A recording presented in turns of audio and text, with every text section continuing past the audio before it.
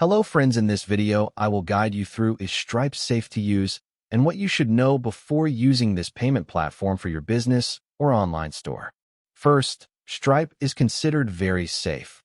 One of the most trusted payment processors in the world, used by millions of businesses globally, built with strong security systems to protect both merchants and customers.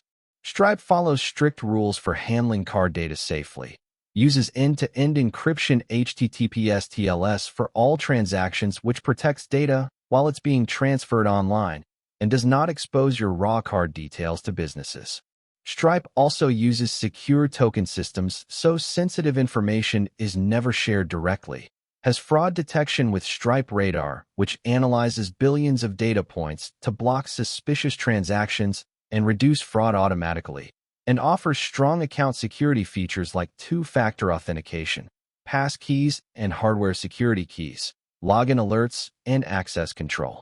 So from a technical point of view, Stripe is extremely secure, but no system is 100% risk-free. Most risks don't come from Stripe itself, but from phishing emails, weak passwords, fake checkout pages, unsafe third-party apps, or integrations. Thank you for watching Quick Tweak.